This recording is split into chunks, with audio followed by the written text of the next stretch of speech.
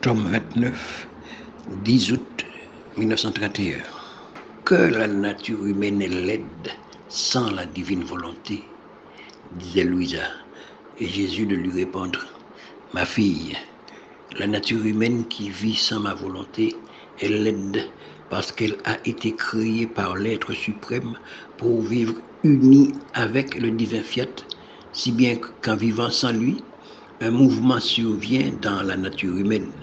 Dans ce mouvement, l'ordre, la force, l'amour, la lumière, la sainteté, la raison elle-même est ôtée. Toutes ces merveilleuses dots sont là dans la créature parce que Dieu les y a placées comme en un sanctuaire, mais elles ne sont plus à leur place, toutes en désordre, et comme elles ne sont plus à leur poste, l'une joue contre l'autre, les passions combattent la sainteté, la faiblesse combat la force, l'amour humain combat le divin, la créature combat le créateur, etc. La nature humaine dans la divine volonté se change en leader, elle se retourne et dans son désordre, elle part en guerre contre son créateur.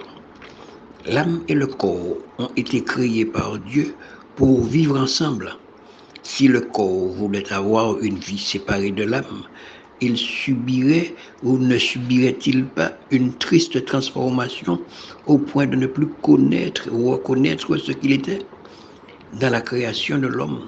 notre divinité a fait participer notre infinie sagesse, celle d'un artisan expert qui possède toute la science et tout l'art de créer et qui voit dans son omnipotence et son omniscience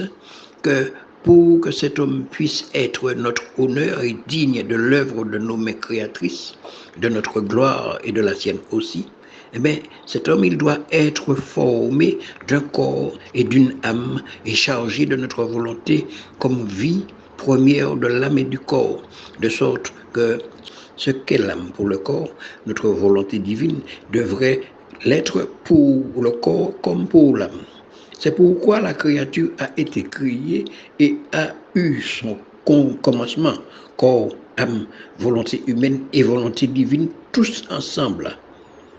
qui devait avoir une vie en commun dans le plus grand accord, et notre volonté qui avait la primauté de vie devait se faire nourricière, conservatrice et dominatrice de cette créature.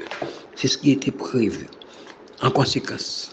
si la nature humaine, sans notre divine volonté, est laide, unie à notre volonté, elle est d'une rare et enchanteresse beauté.